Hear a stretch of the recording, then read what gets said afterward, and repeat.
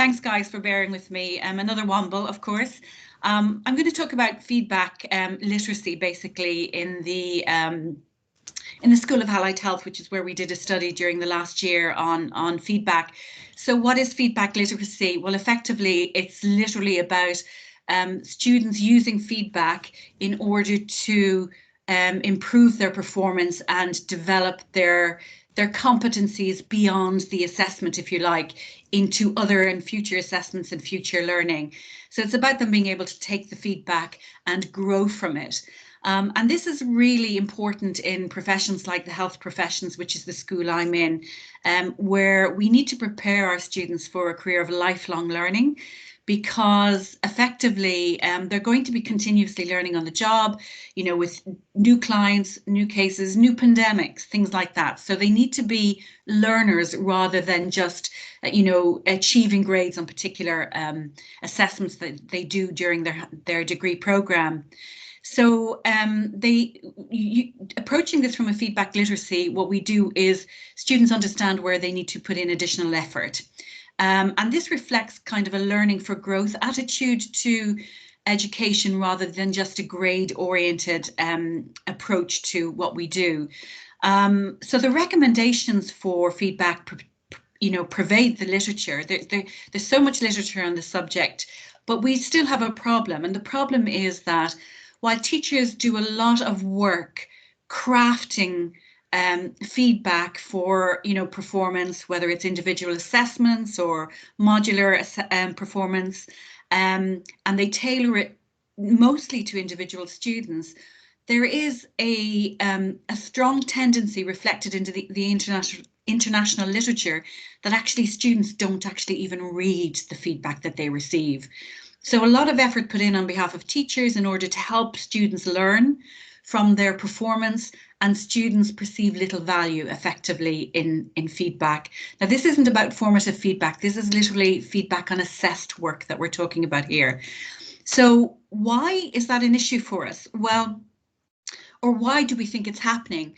And there seems to be, when you look at kind of the variety of issues across learners and across educational institutions, what we're really looking at here as a problem is a grade-oriented culture where learners value grades, but they don't actually value the learning as much as getting the grades and completing a set task, if you like, finishing a module, moving on to the next step of their degree journey. And that's reflected also in our educational establishments and our educational culture.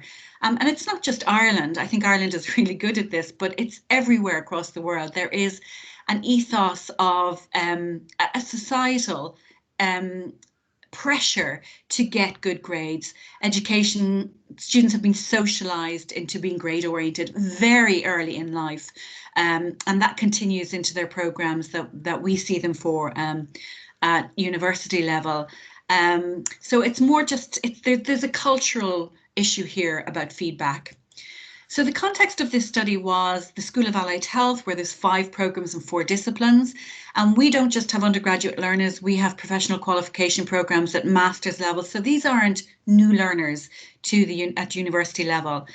And we have been overtly successful at embedding feedback into our programs. So we upload the feedback onto their module websites when grades are released, and they can get their feedback on the websites. It's unidirectional, you know, here's your feedback, we uploaded, you take it down. But when we do random checks of feedback downloads, we actually realize that many students are not even downloading their feedback. Never mind, we don't know if they're reading it, but actually many aren't even going into the websites to check on what their teachers have been putting a lot of effort in on the whole to help them improve their learning. So we know that our feedback efforts are having little impact. And what we really wanted to do was develop an approach which promoted engagement with feedback and with a broader learning culture. So what we did was we wanted to identify a sustainable approach, and we employed a constructivist methodology. And this constructivism is very much like action research, where you're really focused on stakeholder engagement, but it's quite an iterative project. Like it may involve multiple steps, going back, rechecking what you're doing with the stakeholders, changing direction, which is effectively what happened to us. So we were in the middle of the pandemic, but I think as well, there's more to it than the pandemic that impacted what we were doing. So our plan was to develop and pilot an integrated online feedback system for learning for growth in undergraduate and postgraduate health professional programs. And we wanted to encourage learner use of individualized and integrated module feedback. And what I mean by integrated is that we wanted a system where the students would take all their feedback from across all their modules in a semester and be able to identify the core learning points. So we didn't want them to be kind of thinking about every little point that all the teachers had made across all their pieces of assessed work. We wanted them to identify synergies, you know, what are the commonalities that your educators are telling you about that you may need to focus on to help you in your learning going forward. And then we wanted to investigate the stakeholder experience of that. So we have a phase 2, which arose out of phase 1, and we wanted to look at phase 1 and see, could we learn anything? Could we, you know, improve things? And in fact, what we ended up doing was completely adapting what we were doing to look at kind of a modular approach to feedback. But I'll talk to you about that in a second. So we had a couple of guiding pedagogical principles.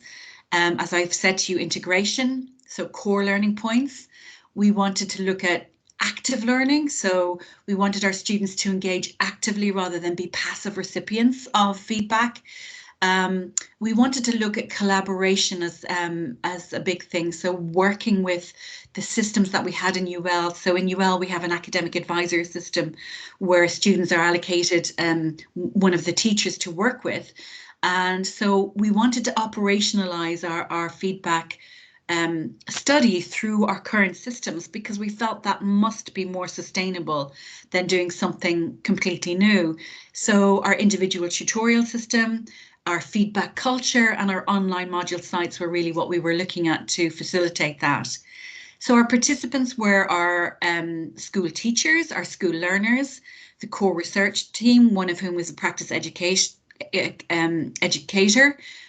or practice education coordinator, that's Anne, and myself, who teaches on the speech and language therapy program, and the external advisory group of teaching and learning experts from both the UK and Europe, who advised us and were our mentors on this program.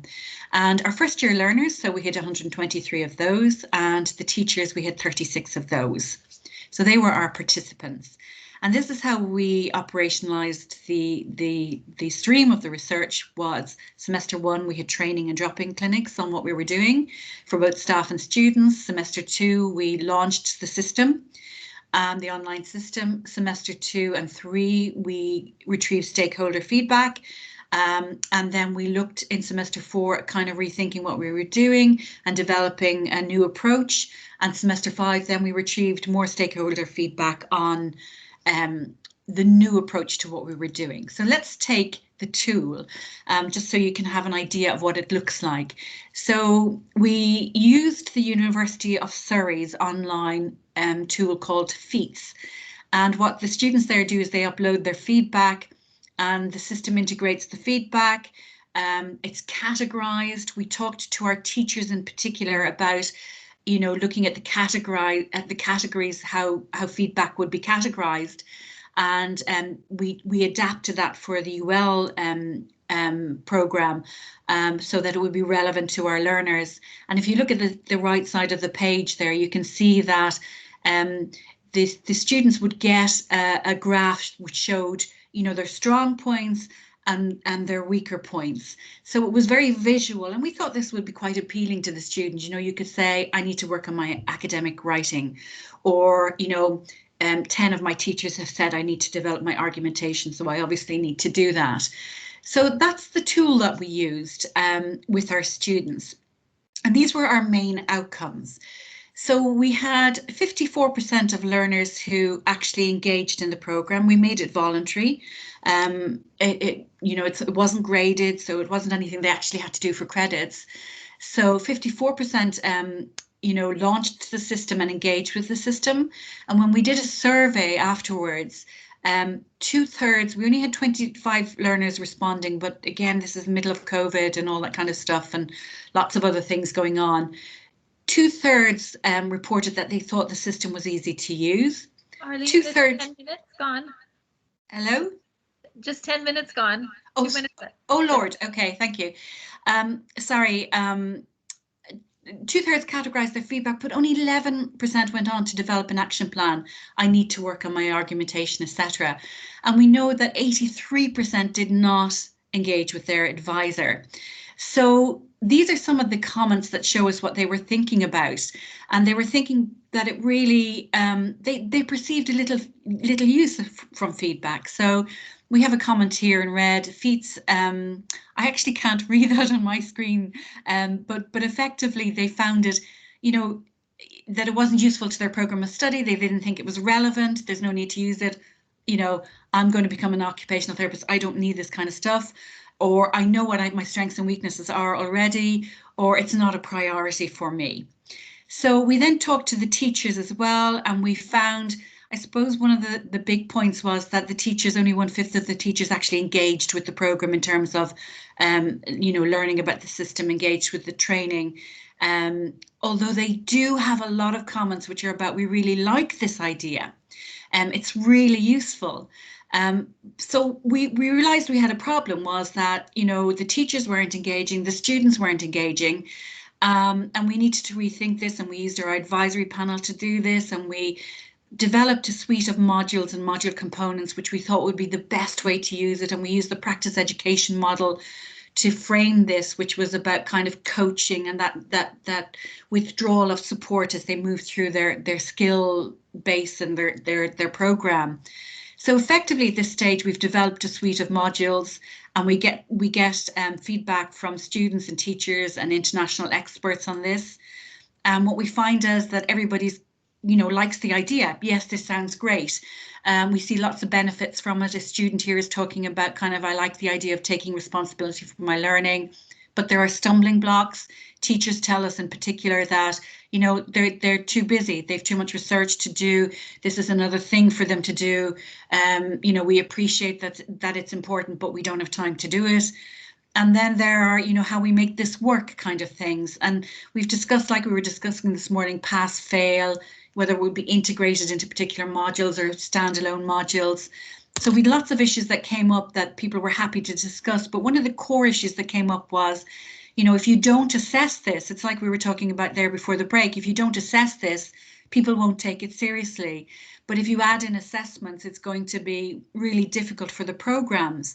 And we actually looked at a Scottish model where they took assessments out of the programs and added in assessment for feedback competencies in order to balance that and to weigh that up better. And I'm just finished, Anne, if you bear with me. So we have some conclusions here, that what we tried to do, which we thought was online, really, smart use of kind of what they were doing already and the mechanisms we had in place, actually didn't work. And we felt that we needed to move to a teacher-supported suite of module components. This really emphasises the idea of feedback literacy as learning for growth, and that it's crucial for online learning, but it's a multi-stakeholder issue that cannot be solely laid on learners' shoulders, nor explained by the claims of grade-oriented students, and that we really need to do a lot of work on stakeholder engagement and embedding in the curriculum. But we need to also shift institutional and educational cultures in order to achieve this. I'm sorry for running through there at the end, running fast, but thank you for the opportunity.